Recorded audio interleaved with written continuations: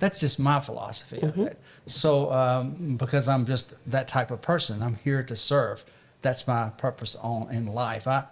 I do this, what we're talking about right now, every day. People come to my office, they don't understand our process. I go through the process on a daily basis. I'll be 70 in June. Wow, you don't look 70 at all. I'll be 70 in June. And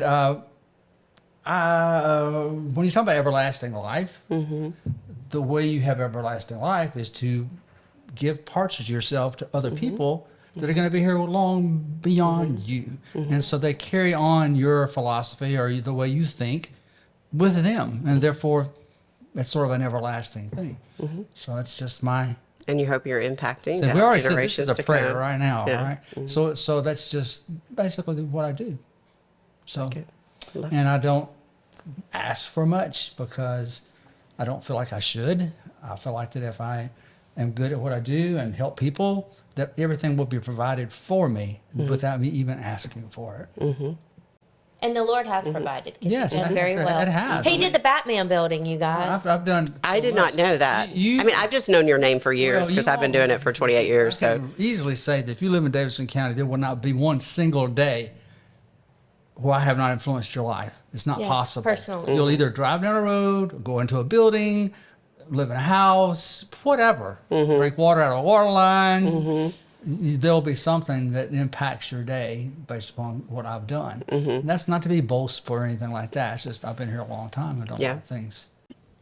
Good afternoon and welcome to the Tonya Esquibel Real Estate Show. Tonya Esquibel here every Saturday from noon to 1, helping bring education for all of your real estate needs. If you'd like to find out some information, call our local team, 615-300-0794, 615-300-0794. In studio with me this week, as always, is my co-host, Kim Hollingshead with Hollingshead & Associates. And so glad to be here. Thank you. Yes, thank you for being here. We both had, I think, we've talked about this before on the show, but if someone's just now tuning in for the first time, my passion to start this real estate show is to provide education for people 20 years ago. And that was what aligned us too, was our passion to educate people and to give back and be community first, because you can't just find everything on Google when it comes to making one of the biggest investments that you're going to make. True story. Yeah. So I appreciate that commitment, because it is a commitment to be here and I love it. And to provide, be a good resource for those clients that are out there and from a local standpoint as well. So I always tell everyone you do have a right to your title company. Don't just let them put it in your contract. Call Kim. We've talked about some of the innovative things that you do, that you're really changing, renovating, however you want to say what you're doing to the title business when it comes to your realtors, when it comes to the communication throughout the process from an operations standpoint. So I think that, I work with a lot of title companies through different contracts. Always you're my choice when I have that opportunity to refer my clients. But, seeing how your technology is just continuing to grow and be above your competition says a lot of hard work. So appreciate that. So just know you always have a right to your title company. And if you would like to get some more information, you can always call us at 615-300-0794. But what I'm excited about today is there's been a legend that is sitting at our table right now. And I moved to Nashville in 1997. And I have heard this name for years and years and years. And Kim brought the face to the name. Yes. And so I'm so happy to have Roy Deshay in here and get to hear this. So I'm always excited. Like we always say, we're excited about our shows. But I mean, I've literally heard your name. I've been very involved in the Home Builders Association, past president of Sales and Marketing Council, the president for Metro Nashville, the last, I think I'm on my 4th year now. And I always hear your name. And it's just an honor for you to take your time and to come in and share with our listeners everything that you've done with Nashville. So it's a lot. Thank you, Roy, for being here. Thank you so much. No problem. I'm excited to be here and answer some questions. Just fire away and we'll see where we go. It's Roy Dale, by the way, Roy Dale. Yes, it's Roy Dale. Yeah. Roy owned Dale and Associates. It's a civil engineering firm. I think you said Roy Deshay. I'm like, who's that? Yes. Oh my gosh. Roy Deshay is an attorney that I have so much respect for. But yes, Dale and Associates, Roy Dale. You should have interrupted me. No, that's okay. It just gives me an extra name. See, Roy Dale. People always say, Roy Dale what? If Roy Deshay is listening to this, he's going to be like, I'm not sitting there. I say Roy Dale Deshay. I like it. Sounds so official. Okay. It does. Well, so there was something that I just found out before he was on the air. I did not know that you were part of the Batman building. So kind kind of tell our listeners a little bit about where you're from? Are you from Nashville? How you got started and what you're doing? Sure. I was born and raised in Franklin, Tennessee. My family moved to Nashville when I was in 7th grade. I've been here ever since. Went to Tennessee Tech University, graduated there. My very first job was with Metropolitan Government. I worked with Metro for 4 years, and then I went in basically private engineering ever since then. So I've been doing this a long time. I started Dell & Associates in 1983. Wow. So, Wow.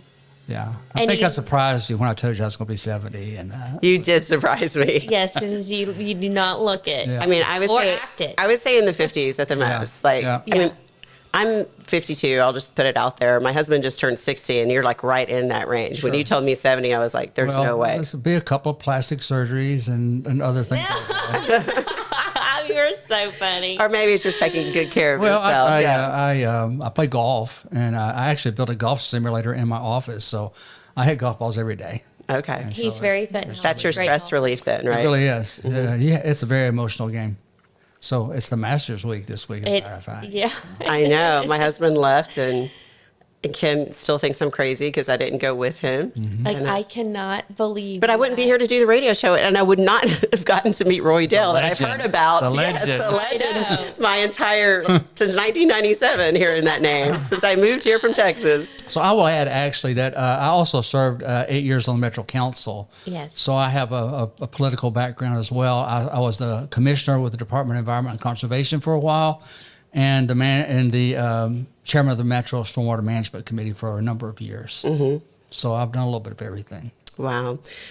So for our listeners out there, when we talk about Dell & Associates and, being here, born and raised in Franklin, what are some of the projects that maybe our listeners might know about? Because I've heard your name, but when you said the Batman building and a couple other things, I was like, wow, I didn't know you were connected We just to did that. some civil engineering work around that building. So we're civil engineers. We don't design buildings. We don't design Yes. structures. And so most of our work involves everything outside of a building. And everything outside of a building would fall under our jurisdiction. And that would be anything that you could think of outside of a building itself. So we've done so many projects. I think the last time I looked, it was probably at least 3,000 projects I've worked on. And so if you're in Nashville, I think I was saying this before we started today, it would be impossible for you to go from one point to another point without going down a road or in a building or living in a house that I would have had some dominion over. It's just because I've been here a long time. Mm-hmm. So what was your passion? What made you get into the business and owning your own business that you have? It just evolved. Was it family business at all? No, I started it. I have a son that works there now, so the business is his now. Actually, I sold the engineering side of the company. I'm just doing land entitlement work, zoning work, which I have done more of that than anybody in the county, either from a standpoint of taking legislation through or actually drafting legislation. When I was in the council, I actually helped rewrite the zoning code back in the 1990s. So it was just an evolving process, working for Metro, working with planning, working with Public Works, meeting so many people. It just happened that way. I'm a very people-oriented person. And I like solving problems. I'm probably a little autistic, maybe. I laugh about that. My favorite movie is The Accountant. Have you ever seen that movie? I like to say you're just very I organized. just haven't killed anybody. Then that like I in need that to movie. go see that movie. Yeah, it'll be on my list this weekend. My Danny's at the Masters. It's a very, very good movie. You'll like it with Ben Affleck. The Accountant. But Okay. anyway, so if people bring me problems, and it's not just real estate problems, it can be anything involving metropolitan government. So if you have a problem with Metro, it would not be uncommon for you to be directed to my office, and I'll help you solve it. It's what I like to do, and I give advice all day long to people that need it. So the problem solver. I He am really a problem is, just solver. in all areas of life. So yeah, when I have yesterday, I had a client that came to our property. He had 70 acres on Old Hickory Boulevard up in the Whites Creek area, and he's like, I want to divide it into parcels. I'm like, just tell me exactly what you want to do. I want to know exactly what you want to do. I'll find a formula to make that happen, and that's pretty much how I work. Now, people will come to my office sometimes, and I get a lot of this. Hey, Roy, here's a piece of property. How many Airbnb is going to put on this? How many, units can I put on this? A lot of times that sort of turns me off. I don't like to look at it that way. I want to look at things in a normal way, where you meet land use policy, but maybe that you also look at the community as a whole and you try to do something that's beneficial. Yes. Instead of just how many units can I get? That just really irritates me sometimes. Oh, I so agree with you. The price of real estate in the city is skyrocketing. And I think a lot of it has to do with the investor money that's come in. A lot of the Airbnb units are like 2,500 square feet, 2,200 square feet, like townhomes, and they could house families, but they're housing, Airbnb, short-term rental is what we call it, these properties. Right. And it's even making the rents go up in the city because even apartments are competing in this short-term rental market. Somewhat it's all affecting the price of land and the price of rentals. So I think it's so interesting that you say, I don't like it when people just come in and they just want to know, how much can I fit on this land? That's just a unit count. That's all they care about. That's all it boils down to. You want the project to fit the community. Yeah. Sometimes when someone will come to my office like that and they're just so insistent, they just won't stop. I'll just tell them to leave. Yeah. I'm just not going to do that. This is not. To me, there's still a housing crisis in Nashville.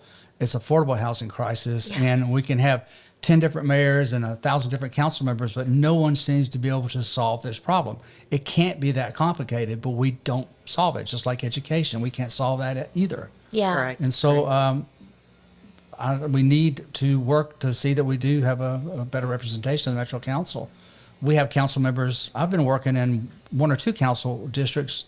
These people have been in office for like 7 years and have never rezoned a piece of property in the entire 7 years they've been in council. And I'm facing that challenge it's a little now. Crazy. One lot, really? Yeah. I can't get one lot Right. rezoned? Sorry, it doesn't make sense. And one of these districts is in an area that needs redevelopment. And without growth, without some construction going on, you're not going to have redevelopment. And so in that particular district, it's just a bunch of old houses. There's many people who can put in a house. People complain about it, but they're not doing anything about it. Predominantly, the council members in that Antioch area feel like they've had enough multifamily. Well, even a townhouse, a detached in Metro's eyes, is considered a multifamily. They don't seem to understand that. To them, multifamily means apartments. That's not the case. Right. Mm-hmm. And so they will not help open-minded. help people to develop property that's needed to be developed to meet a particular need for a particular demographic in a particular area. It's very frustrating. It is frustrating. And not putting community first is what I hear from you. Yeah. When I go through the zoning process, and we could talk about that a little bit, but what I do when I do go through the zoning process, I will sit down with the community. A person just doesn't come to my office and say, I want to rezone this property, and I just file something. That's not the way I do it. Yeah. I actually meet with community a lot of times on the very front end, and I try to, again, I'm a problem solver, so I'll ask people what they're looking for, and then I'll come back with a plan that probably touches 1 or 2 items of what they're looking for. Yeah, and it's sort of a pattern I go through. But it's really successful the way I do it. That's Great. awesome. We got to take a break right now. When we come back, if you're just now tuning in, we have Roy Dale with Dale & Associates in studio with us, Kim Hollingshead, my co-host. I do want to continue to talk about, because I feel like this is a really important year with your background in being part of Metro Council. I mean, obviously, we've got the mayor election, new council coming up. And so I would love to get more of your take on that. But also, I want Kim to talk about how you guys met. So stay tuned. You're listening to the Tonya Esquibel Real Estate Show right here on Super Talk 99.7 WTN. Welcome back to the Tonya Esquibel Real Estate Show. Tonya Esquibel here every Saturday from noon to 1, helping families across Middle Tennessee since 1997. Regional president of Cross Country Mortgage, been doing loans. Sometimes I feel like I'm just here to educate, and the biggest thing is helping people. Everyone has a different financial DNA that we always talk about on the show. And so that was really my passion. But my everyday life and career, besides helping educate people through the radio show, is to help identify the best financing for your family. There's so many different options out there, and everyone's financial DNA is different. And that's where I always say, the internet's great for certain things, but when it comes to one of the biggest purchases that you're going to make, our local team is here to help you. If you'd like to find out your purchasing power, you can give us a call at 615-3 615-300-0794, 615-300-0794. And then Kim, my co-host, is with me, Hollingshead and Associates. And then we have Roy Dell with Dell and Associates. And if you're just tuning in, you missed our opening episode, learning all about Roy. He grew up here in Franklin and has done a lot for the city as far as growth, learning about community first and how he looks at that, doesn't just go in and say, hey, we're just going to change this because a developer, someone wants to come in and change it, being involved in the community. So before we took the break, I wanted to talk more about your history, because we do have a year coming, this year coming up with the mayor race. Would love to get your thoughts on that, since you were involved for 8 years in the council and have been, strategically involved throughout your entire career. I think you said, 85 is when you opened up Dell and Associates? 83, yeah. And then, so I want to talk about that. But right now, I want to learn how you and Kim met. Well, we met on a development deal in Brentwood. And we were introduced by the developers. And then we just had such a great rapport, and I just have so much respect for Roy that we ended up working on another few projects together. He's basically taken me under his wing, and he has encouraged me a great deal and has taught me almost everything that I know about zonings and entitlements. It's all come from Roy. Like mentor and coaching. He really is like a mentor. I'm just so blessed to have him in my life. I like and a to do very that. good friend. I mean, there are a lot of people that come to my office needing advice, and philosophically, I just feel like that's part of what I'm supposed to do. That's my mission on this planet, is to help people. Mm-hmm. And so I enjoy going through this process. Although I do it so many times, it's okay. It never gets old for me. Mm-hmm. And so I'm here to help your listening audience if That's they need great. help. Yes. I'm here for them. So what do you think, just like if our demographics, like we kind of talked about, are usually entrepreneurs. We do have realtors and builders that are on there. And so many people are just overwhelmed of where to begin with, like rezoning a piece of land or property. What would be your advice for them? I mean, obviously you're a great coach and mentor, but if you're out there and you're thinking, maybe I want to do, I want to buy something and build something, and that's what they want to do, multifamily, or maybe it's, a development where you have single family homes. How would you encourage people to start learning what that looks like? They probably just need to call me. They do. Okay. This is not, I'm not trying to promote business. Many times I meet with people and I don't even charge them. I just help them. Mm-hmm. But the first thing you do when you look at a piece of property is you look at the land use policy. The land use policy, you can find it in Metro's GIS online under the Planning Commission. Mm-hmm. There's a layer that says community character policy, and you turn that on and it will tell you how Metro sees the city to grow. And the community character policy was placed by citizens in community meetings that they had over about a 2-year process. Mm-hmm. And so the whole county's mapped out in different transects. That's what they call them. And it goes from transect 1 to transect 3. And transect 1 would be the most rural conservation area that would never be developed, to transect 2, which is rural, transect 3, which is suburban, all the way to, the urban core. And there's a manual that goes with that. So if you look at a piece of property on the GIS, you turn the community character manual policy on, and you click on the property. It has little arrows, and you just click that arrow. It eventually will tell you, if you're in a rural area, if a suburban area, and you look in a neighborhood area, you're either going to be neighborhood maintenance or neighborhood evolving. That's what it's going to show you. Mm-hmm. So an evolving policy is one that's sort of open for rezoning, mm-hmm. and a maintenance policy is not. It's one that Metro sees to be maintained in its current character. So that's the Planning Commission side of it. The next thing I look at is whose council district this is. I know all the different council members. I know their philosophies, mm-hmm. and what they want and what they don't want. So once I sit down with the council member and I sit down with the client, the next step might be to go to the Planning Commission informally with an idea of what a client would maybe want, and then maybe sit down with the community before I even submit anything. Sometimes I'll actually go to a community meeting. I'll call a community meeting. 30 people will be there. And they'll say, let's see what you got. And I'll say, I don't have anything. And they're like, well, what are you talking about? I'm like, well, why would I come to you with a plan if I haven't, if I've gotten your input? Yeah. And so now I may have point. a plan already done, quite honestly, but I still want that input, because before I show that plan, there may be something that I can add to that plan to where people feel like that they've had a buy-in on it, that they're part of a plan. If you show a plan that's already prepared then there's no ownership of it at all. So They don't feel a part of it. I'll just actually try to get them enjoyed as much as you can. So you have a table, maybe 30 people. There may be someone that wants a dog park or something. You add a dog park. You just start to add elements and you start pulling people over to your side, and eventually you're going to have enough weight to help you go through that process. Yeah, because now a lot of people don't realize this, so we just want to clarify for the listeners that a zoning process is a political process, It is right? purely political, and that was the next thing I was going to say. We can look at what the Planning Commission has on their website, and we can go to the community, but ultimately the decision is going to be made by one person, and that is the council member. So you have to be very respectful to that council member, and you need to do whatever the council member asks you to do. If the council member, for instance, if we're in a neighborhood maintenance policy and the community wants to see something there that's not in character with what exists today, you'll go to the Planning Commission. The Planning Commission is going to recommend disapproval. And that's okay, because the Planning Commission is purely a recommending body. They don't like it when I tell them that, but they are. So they really have no more power than any committee within the council. If the Planning Commission recommends disapproval and the council member wants it, the council member goes ahead, he asks the bill to be drafted. The bill's drafted and placed on the council agenda, and ultimately the council member has to get 27 out of 40 votes if it's a disapproved by the Planning Commission bill.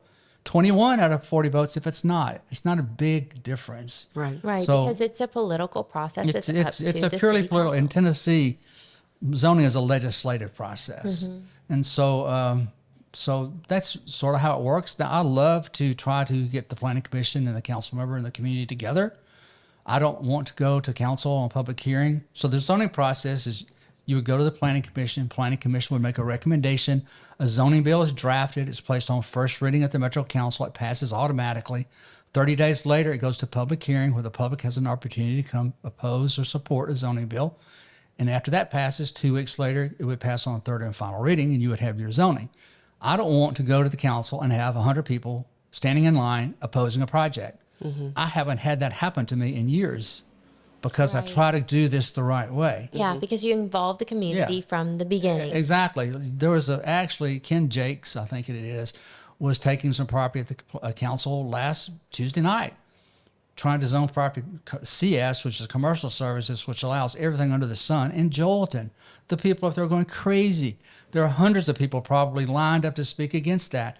It takes the time away from the council, what they need to do. It's just not the right way to do it.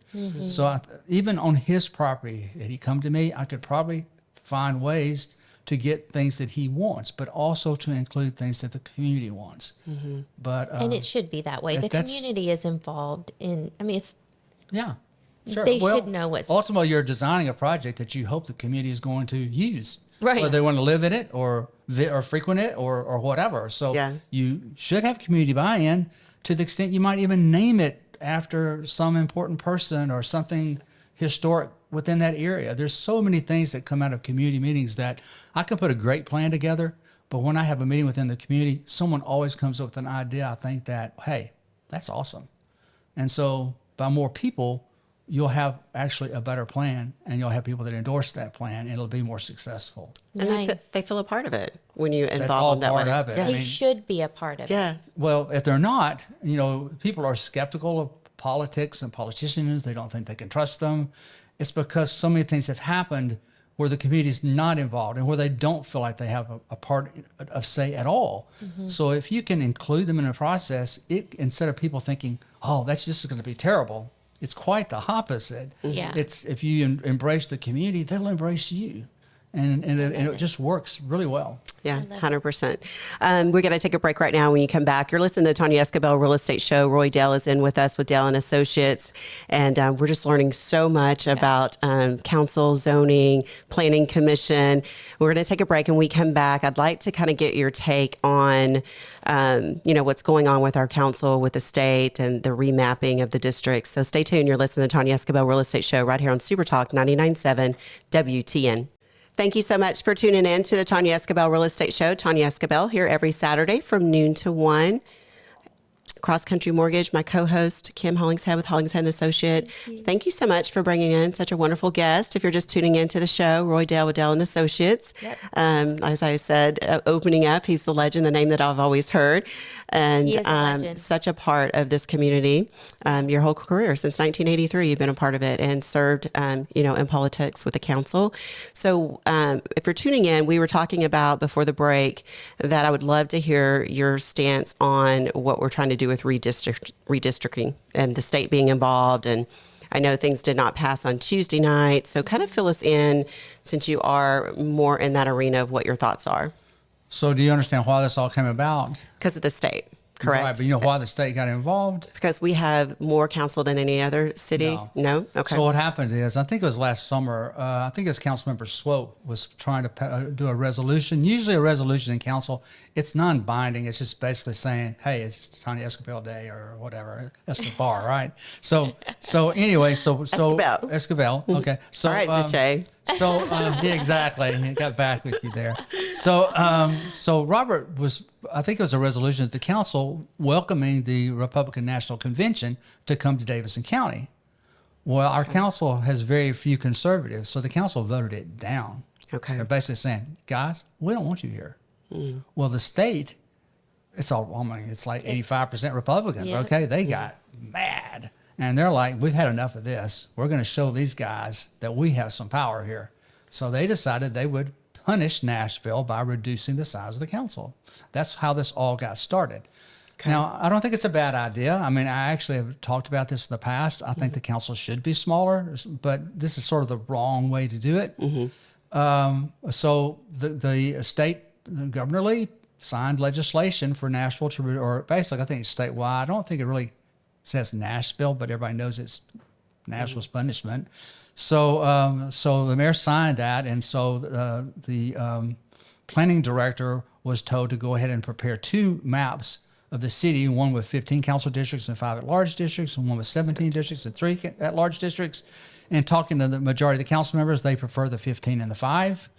And so that's something that the council would need to adopt. But at the last council meeting, they didn't address it because I think they're still waiting for Metro filed an injunction to stop or slow this process. And I think the council's just waiting to see what happens there before they enact a map, getting ahead of the game there. Do you think that the election will be postponed to next year? Because I've heard little bits and pieces of that too. Well, there had been some discussions that these council members would just serve another year. I don't think that would be constitutional because they weren't elected to serve 5 years. They were elected to serve 4 years. So I would think that, and I have this is just a gut feeling, that the new districts would be drawn, but that they would run on the current districts and the current 35 members, and there would be another 4-year term. And then after that, then maybe it would be reduced. That's my thought. Okay, that makes sense. So I don't know what the chancellors and the judge are 3 people that were appointed.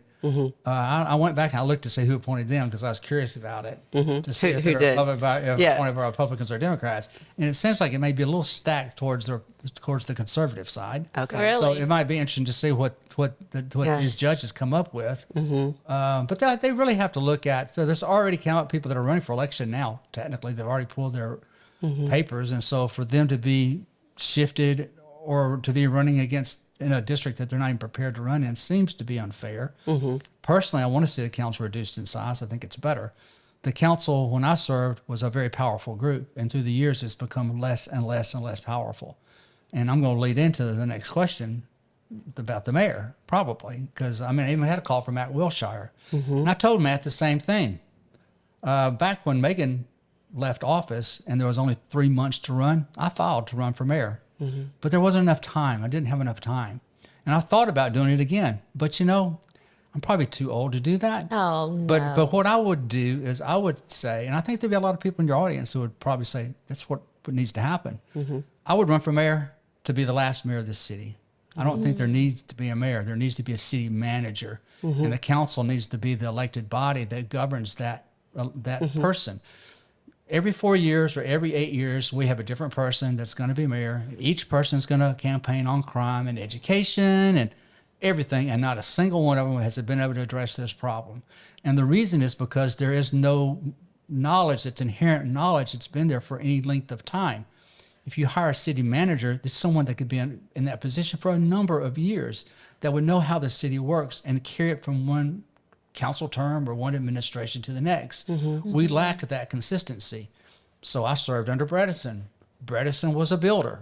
We did the stadium, we did the arena, and we did a lot of things. And then Bill Purcell came in, and it's quite different. Now we're into sidewalks and things like that. And so that's all fine, but there's no consistency to any of that. And it's a shame. And it affects us. It affects us every day, and it affects the cost of housing, which is something we would affect your group of people. And Right. because as things become more difficult and less coherent, it affects the cost of construction and land, the process of getting things approved, and all that has to be passed on to the consumer. Yeah, I know we talked about opening up about affordability, and then with interest rates rising, inflation, at a 40-year high, and just cost of living going up in general as far as your supplies, your groceries. That is one thing that it does not seem that we can figure out, not only locally, but even as a nation too. It is political. It's politically based. There's the nation is equally divided, and one group would be more conservative. The other group, in my opinion, likes the things to be more difficult, so that people are beholden to that, and that's just where we are. Nashville's been resistant to that. We've been able to make through these ups and downs because of the makeup of the city or the demographic of the people that we are. But even that's changing now, and so it does concern me. A lot of the people that are impacted, because we've had a lot of growth. And if you look at all the development that's occurred and pushing it now towards Trinity Lane and up into Bordeaux, you're displacing people where are they going to go? Yeah. They can't afford to go into any new development. They just can't afford it. And so they're pushed somewhere, and I'm not sure where, but it's a crisis that needs to be addressed. And because it is so difficult, and the people that are listening will know this, how difficult it is just to get a simple grading permit in this county. A simple grading permit could take you 6 months to a year to get a grading permit. It's crazy. And so I could give you an example. How much time do we have to your next break? I think we probably got about 3 minutes. Okay. So I had a client that came to me. I say client. Everybody that comes to me, I consider them a client, whether I charge them or not. They're still clients. And so this guy comes to me. He has a piece of property. He bought 5 acres. You would think that you could get a permit for 5 acres pretty simple. He bought 5 acres off of Whites Creek. The Planning Commission had placed an urban design overlay on a large tract of land because they were afraid it would develop. They wanted to make sure it would develop with the right size of houses, and the garages weren't in the right direction and all that. Well, the property was simply divided into 5-acre tracts. The UDO was worthless. He goes to get a permit to put a house on a 5-acre parcel, and they told him, well, you have to go through the UDO process because there's a UDO on this property, and you have to orient your house towards the street, and you have to hire an engineer, and you have to hire a landscape architect.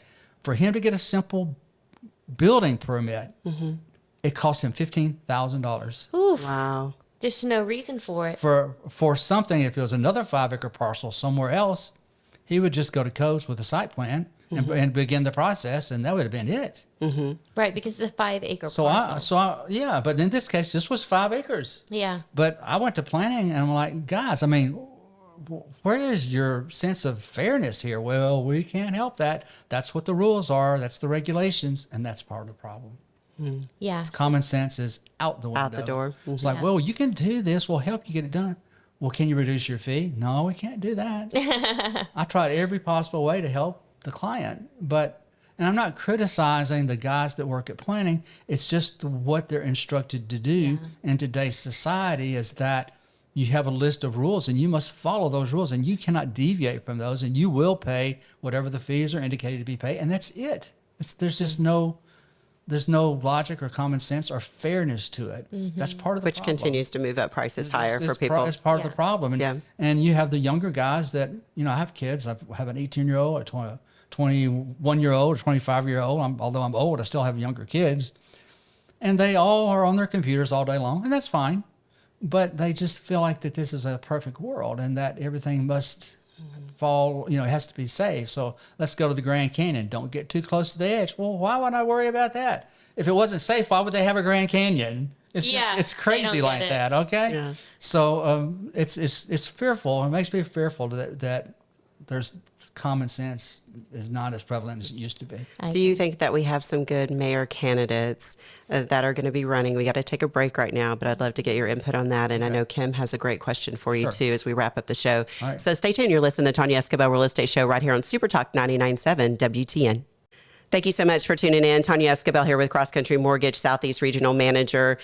We are wrapping up our show today. Thank you again, Kim, my co-host with Hollingshead and Associates, for bringing in a wonderful guest, Roy Dale with Dale and Associates. And just the knowledge that you have is just unbelievable. You need a podcast. We need to help you get that message out there. I would be your follower. I'd be your fan. Right. This is just so much to learn. And you're right, just with your experience and where we're going. We talked about the redistricting for the council. But before the break, I wanted to get your take on the people that have now entered for mayor race. Are you still considering to get your petition, or where are you at in that journey? Or is that too soon to ask you? No, I don't think so. It's just that I feel like that I'm not at the stage that I want to do that. I want to help people. And I'll help anybody that's elected to mayor. I'll help anybody. I just don't think that's something I want to do. Many times, people that can work behind the scenes can actually have more influence than the people that are in the position. I think John Hobbs, who is a guy that's passed on, but was sort of like the Mayor Donaldson, we'll call him, would tell me when I was in the council, it's better to be the kingmaker than it is to be the king. So I hate that sounds really arrogant or something. I'm a very humble person. So anybody that's listening, I'm very sincere and humble. I want to help anybody that I possibly can. It's true. It is. I can give you my phone number. I don't care. People call me all the time. At any time of day, night or day, it doesn't make any difference to me. Yeah. So as far as the candidates for mayor, I'll talk to them. I did have to talk to Matt. I told him, and I think Matt's obviously your forerunner. And a lot of reasons that he's in the forerunner is because he has the money to probably fund his own campaign. Yeah. Right. That's a big thing. He says he's raised the most so far in any mayor race. It's just reality. I mean, that's sort of the way it works. But so I talked to Matt about the idea of a city manager a little bit and my frustration. But you could be mayor, and you could have somebody on your staff. What is it, an ombudsman? Is that what it's called? So that would have the ability to act as a city manager, that would have dominion over departments. Because now that, again, if I'm trying to get a grading permit and there's no action, or if I'm trying to get something through any department, if you had someone in power or authority, they could simply call that department and say, you will do this today. And it does have an impact on the end consumer. Yeah, right. No question about it. Yeah. Yeah, but you wouldn't call on that person until it reached, some critical mass necessarily. But it'd be nice to have that person, because you have different departments of Metro, and they each have their own little fiefdom. They each don't feel like that they have to, they respond to anybody. They might respond to the mayor, but the mayor doesn't need to do that constantly. So he could have a person that could do that on the community's behalf. That's the way I would say it. Does the mayor get to appoint that? He could. He could just create the position. Okay. And he could say, all right, here's my guy. He speaks for me. You better, by God, listen to what he has to say. That's it. I think that would be very beneficial. So, I think Matt is your forerunner. Freddie O'Connell is a great council member. I really love Freddie. He works so hard.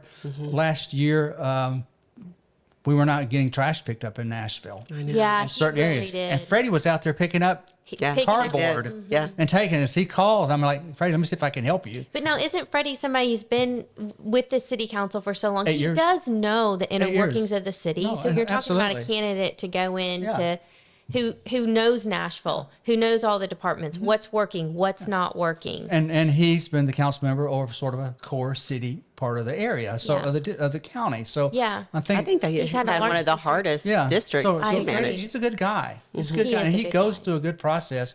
I did some zoning in Freddie's district, and we had a lot of community meetings, a lot of enjoyment, and he really did a great job. My client did not get what he wanted. It was a compromise, but at the end of the day, it worked out fine. So Sharon Hurt is another council member, a minority council member. She's a very nice lady. I've talked to her too. any of these people could probably do a really good job. But I'm going to talk to them all because from my perspective, I need someone that will appoint someone to help us through this navigation process, which is so difficult for everyone. So you were wanting to kind of go through the process, talk to everyone before you decide who you're backing? Exactly. Okay. Interesting. So, Well, Kim, you had some good questions that you wanted to ask him for the final segment of the show. I do. I want to switch gears a little bit. So in Lebanon, they are trying to pass a new ordinance that's going to double the minimum lot size requirements. And I think it actually also affects current zoning. So any property that's already zoned, their number of lots is going to be cut in half. Can you explain to the listeners why those types of laws may or may not be beneficial to consumers at the end, and how does it affect the affordability of homes and the feasibility of building a subdivision, in a certain given area? Okay. Well, I think that they're doing that because they feel like their constituency wants to maintain the character of their county. Mm-hmm. And so that's why they do it. And it's sort of self-serving. It keeps things the way they are. So they're basically saying to us is that we don't want you to develop here. We want to keep things as they are. Now, there may be areas of the county that they've designated would be areas that would be allowable for development, and there would be few and far between. So and how does that affect us? It makes it very difficult, and it probably puts more pressure on Nashville or Murfreesboro or other areas that have not gone to that extent to restrict the growth. So, but at the end of the day, I guess the average person that's trying to buy a house, it hurts them. For the people coming from California and New York and, they have all kinds of money, it probably doesn't affect them at all. Well, and I always found it interesting that if you have, say, 100-acre parcel of land, you could fit more homes on less land and keep more of it as green space, use less water, less sewer, fewer roads. It kind of makes the long-term maintenance of it for the city a little easier because the homes are all kind of constructed in one area. I mean, what are your thoughts about that? And when you double the lot size for a neighborhood, you're essentially saying, well, we're going to take this same area of land and spread all the homes out, leave very little green space, and just double the size of the roads and the, utilities. I mean, well, you probably won't see too many subdivisions developed in these counties that are increasing their lots by 2. Right. Because that's twice as much road, twice as much sewer, twice as much curbs and gutters or whatever. So the infrastructure cost of that one parcel becomes so great that whatever you build there is going to have to be a really expensive house. Mm-hmm. So, and everyone's worried about affordability. Well, you say everybody is, but they don't seem to be able to solve it. Mm-hmm. They don't seem to solve it at all. Right. And it is something that needs to be solved, and I think it can be. Mm-hmm. People just need to get together and find the right person to elect, whoever that might be, and maybe some of that will change. Mm-hmm. And when you say elect, the mayor and also the council, is that correct? Correct. I understand that. Yeah. So you have, like I said before, Antioch is really difficult. That's an area that we've seen a lot of growth over the years. It's an area that still could use development for affordability. You're not going to find it in Bellevue. You're not going to find it in Belmead. You're not going to find it in many other areas of the county. Mm-hmm. That's sort of an area that is designated. These council members don't understand that. They don't like that. Mm-hmm. If you go through a zoning process, many times they're like, well, why can't we have something like you have in Bellevue? Well, the demographics is different. I mean, you're not going to have $1 million houses. I'm sorry. It's just generally not going to occur. But for whatever reason, they think that it will. And so So that's why they stonewall these projects. No, you can find some areas there. Antioch is redeveloping in certain areas that might be able to afford higher priced homes. But let's face it, the schools are at capacity. You have a different demographic. Not trying to be unkind, but a lot of wealthy conservatives, for instance, are not going to Antioch. Mm-hmm. They will go to Williamson County. They'll go to Lebanon with the larger lots. That's probably where they'll go. Mm-hmm. And so within the county, you're either going to there is a person who does want to live there and live in Antioch. Yes, and is eager to live there. Sure. And young people may want to move there, and it would be awesome if we could. And it's more affordable for them. Because it's so affordable. I could give you a perfect example. I don't know if we have time.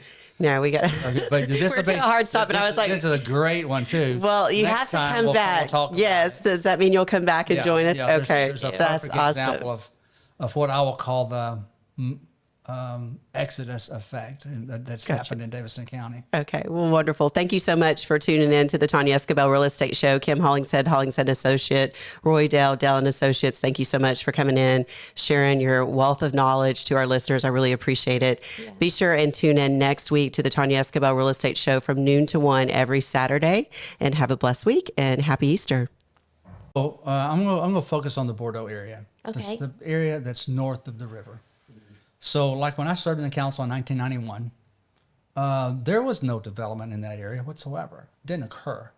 All Metro put there were landfills, mental institutions, juvenile Yeah, I was going to say it jails. was rough. So Bordeaux was truly the dumping ground of this city. There was no growth there at all. So people that grew up in Bordeaux, you have a Whites Creek High School there, all right, a big comprehensive high school.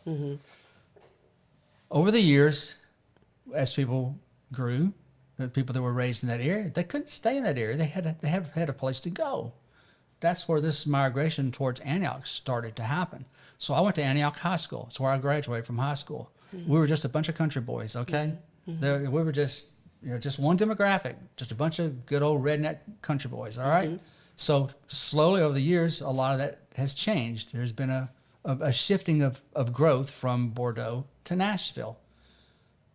If we'd allowed Bordeaux to grow, you wouldn't have seen as much of the shift. And I'm not saying that's a negative thing. I'm just saying that's just what has happened, all right? Well, the people who are born and raised in a certain area, you would want them to be able to stay there. Exactly. Generations of people to so stay what there. happens when you have a group of people that get older and they're married and they have children and they go somewhere else? Yeah, they get What's pushed going to out. happen?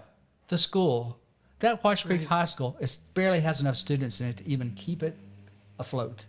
Can you imagine that? We have schools that are way over capacity, yet we have a school that doesn't even have enough students. That makes no sense whatsoever. Well, now it's a more desirable area because of those Nashville views. So now it's changed. Yeah, it's so flipped now up. it's changing. Okay, so now you are seeing development of that area. But it's gentrified. It is. It absolutely is. Yeah. So it's just sort of a shame on how Metro has done this. It's the city that's pushed a demographic. They had no choice. Right. And it's shameful of what's happened in that respect, to basically push people out of an area that they would love to have lived in, and now move in a whole different demographic. Well, and they did the same thing in Salem Town. So that just north of Germantown, now the baseball stadium is there, right? Exactly. But they did the same thing in that area. They could have revitalized that area. They could have, taken some steps to keep the people who are from Salem Town in Salem Town, but they didn't. And now it's a bunch of tall and skinnies, and the demographics there have changed. So you can look at these council members in the Antioch area, and then you can understand why they're irritated. Sure. A lot of that demographic moved to that area. They're basically calling that area home, and now you're trying to do something to their area to possibly have a negative effect on it again. And But I'll tell you what I'm frustrated by, and I'll just come out and just say why I'm frustrated about this. So we have our subdivision that we're working on in Antioch. It's a great street. It's a great area. It's a very desirable area, currently zoned and entitled for, I think we've got 77 single-family homes on there, right? But it's in the plan, right? It's a neighborhood evolving, and the city is recommending multifamily. It's not only neighborhood evolving. If you go to the community character manual, it's actually got a special policy on it. It does. It even encourages beyond neighborhood evolving. So it's basically saying, here's an area that we would like to see grow. Doesn't mean it has to be subsidized housing or anything, but it could be workforce housing at a higher density. Yeah.